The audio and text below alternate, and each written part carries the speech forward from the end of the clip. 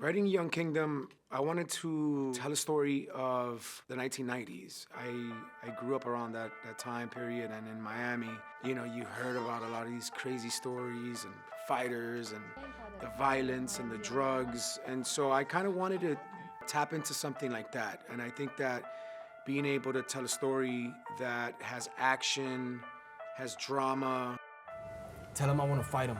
suspense, some violence and excitement is where I wanted to go.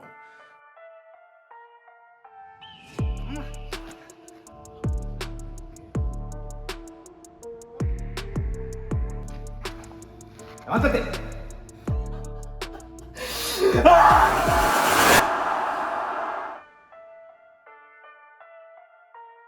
Take two. There's a lot of different things in different characters that you get, you know, the opportunity to portray that you can ultimately make your own. And this wasn't the exception, I don't think. I mean, starting from the name Andres, that was a pretty cool coincidence. It's the first time that happens. There's lots of little things that I connected with Andres. You know, he has a younger sibling, as do I. Has a mother that he's got a beautiful relationship with, as do I. So going further into how I immersed myself into the story, I have a cousin that a couple of years ago passed away. He was involved in, you know, violence and to be pipe bombs. They were in fact filled with cocaine. a couple things here, a couple things there. ¡Shot fired! And so it made the whole story kind of more personal to me. You know, it's not something that I'm fully oblivious to or something that hasn't been a part of my life in some way, shape, or form. The things that happened, the activities he was involved in and stuff like that, they're not too far from who I at least at some point was. All right, man, you know what? Tell him I want to fight him. Tonight. That's what he wants. He's older. He's fucked people up. He broke a guy's arm in a fight. I grew up watching Scarface, and for me it was a really, really good opportunity to make this happen. And actually, by doing a lot of practice, rehearsing, You stole from me, and that has consequences. and watching a movie that Jose recommended me to watch, that was The Professional. And I studied a specific character for this role, and Jose told me, this is not about copying the other guy. This is getting the references and then doing it on your own and be you the bad guy. We actually did some training sessions with the director. I think that's the first project that I've ever had to train outside of the shooting or the filming, you know, like a different kind of art, like boxing, and that was a really cool experience. I personally love boxing as well, so that was really fun. We met up a couple times to help the movie look a little better, more realistic.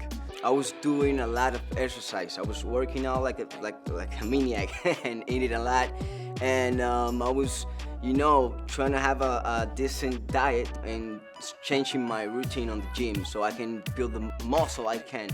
Working out every day and eating right. And the other thing that I believe transformed me from Laciel to the Mexican boss was the scars. Because I had makeup on, they did a pretty good scar on my face, and just by the scar, it changed my face completely. With my coach, Jose, we practice, and with Andres, he comes to my house and he helps me to do my faces and my acting. Working with Geronimo was really cool. It was kind of like an insight of what I experienced around his age. You know, I started working very young, so I would go to set with my mom, sometimes with my dad, and seeing him come into work the same way, it was really cool to see that and connect with that part of my past. Teach me. Okay, come here. Put your feet and your hands up like this.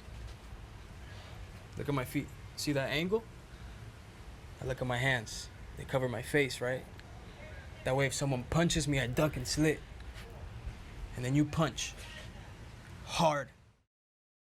The overall process of filming is really cool. It's really fun. But I think for me personally, the most fun parts of any production is the pre-production. So what originally drew me to this project, on a surface level, was the action. It wasn't two people talking in a room.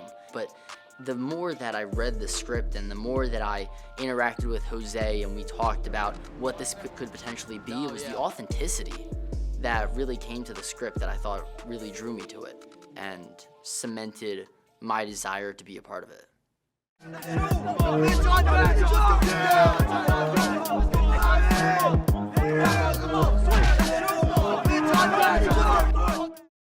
I'm born after the 1990s, so I had no recollection on how, people would dress, their mannerisms. I spent like hours trying to figure out what exactly would be a good look for the time period and the setting. So I found denim on denim, sleeveless shirts were like the best way to go.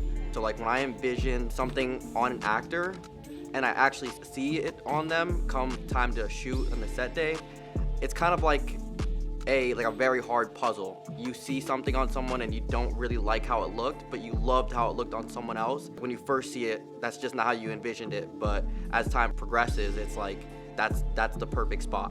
We really base it off of sort of a 90s vibe, to like the feel of the house itself, down to the details, like the props they had, the design of the house. Like it feels a bit old-fashioned, like the technology's a bit clunkier, like big TVs, big stereos, and we really made that pretty cohesive all the way through, I'd say.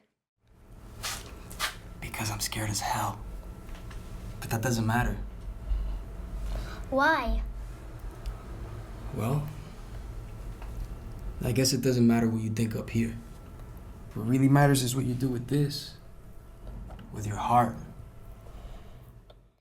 There are many points in the story and in the film where you get a sense of family and how important that is. Even now, family is everything to me. But at the core of the story is family, and I think that we really we were able to do that with the drama that was built in the scenes.